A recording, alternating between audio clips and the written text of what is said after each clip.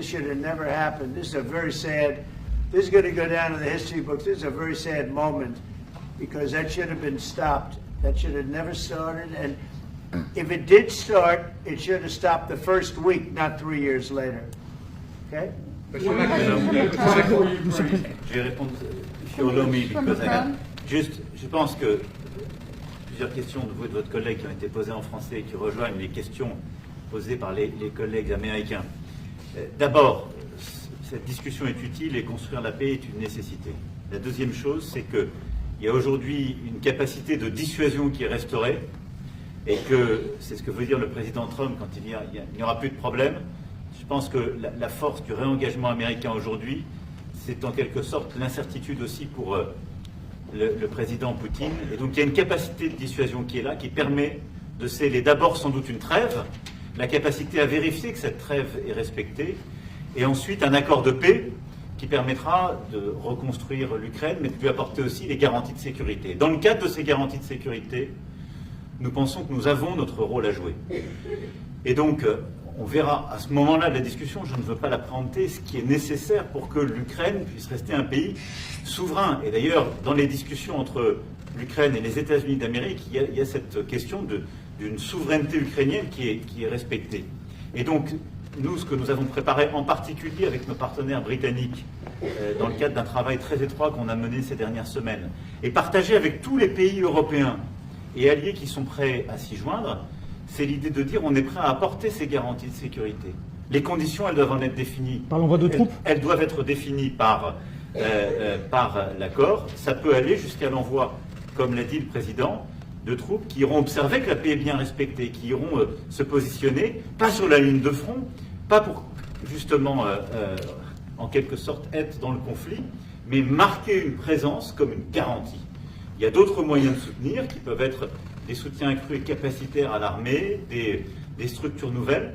Et je pense aussi que l'accord qui est discuté, le président l'a dit, la crédibilité américaine qui est mise dans ce moment, c'est aussi montrer que chacun est dans son rôle, mais que nous avons une unité, Européens et Américains, et donc avec une forme de garantie que les Américains prennent par la discussion sur les minerais critiques qui sont en train de finaliser. That is the most beautiful language. I have no idea what he's saying, but that is the most elegant, beautiful language. Go ahead, please. This is a question that was asked by several. What we need to do is make sure that we are building peace. We have deterrence capabilities that have been restored. As President Trump said, there won't be any more problems. We've seen the U.S. re-engagement and the message that that sends to Mr. Putin. We have deterrence, which will allow a truce to take place, verification of that truce, and then a peace agreement can be put in place so that we can start rebuilding Ukraine with security guarantees. And we have a role to play in that. Again, I'm not preempting any discussions, but we've spoken about Ukraine's sovereignty, and that has been a subject of discussion between the U.S. and Ukraine.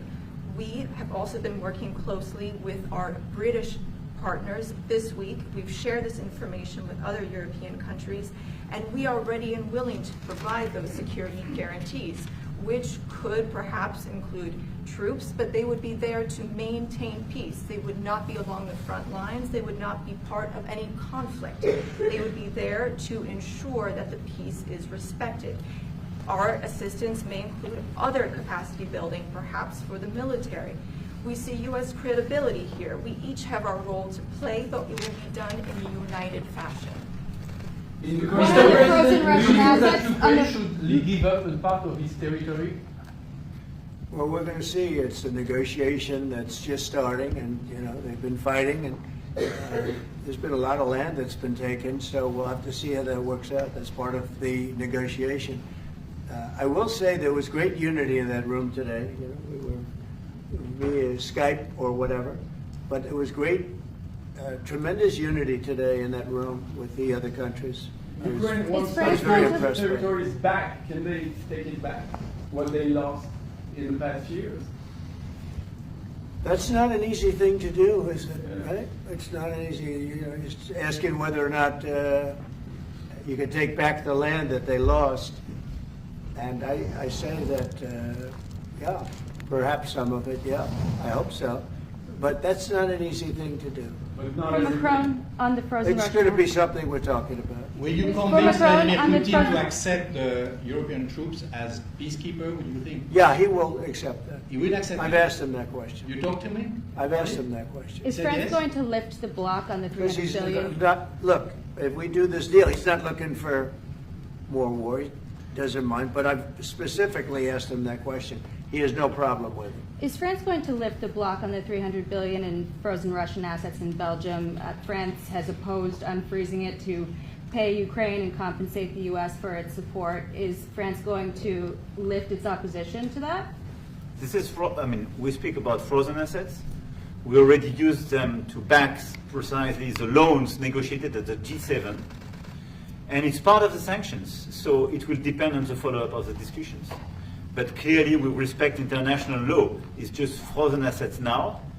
You can take the proceeds of the frozen assets, but you cannot take the assets themselves because it's not respecting international law, and we want to respect international How is law. one different than the other? You can take the proceeds from it. How can you not take Because the it's assets? very different. You keep the assets, you take the proceeds because they are paralyzed in a certain way. You take the proceeds during the wartime, but you keep the assets, and it's part of the negotiation at the end of the war.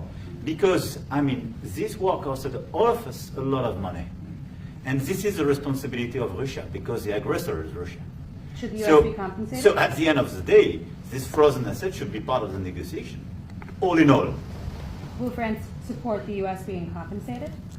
I support the idea to have Ukraine first being compensated, because they are the ones to have lose a lot of their fellow citizens and being destroyed by these attacks. Second, all of those who paid for could be compensated, but not by Ukraine, by Russia, because they were the one to aggress.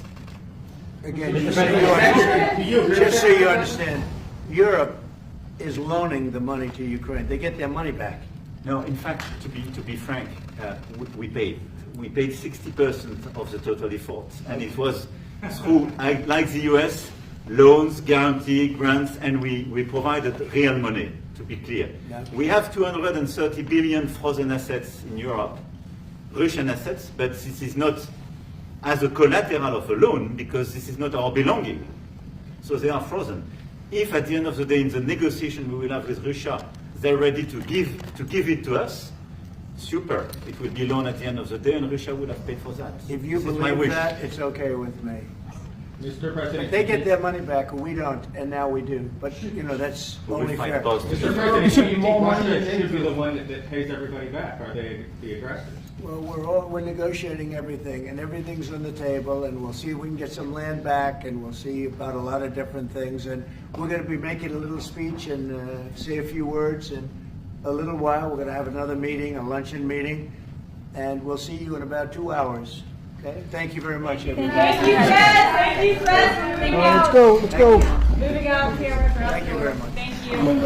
Thanks, guys.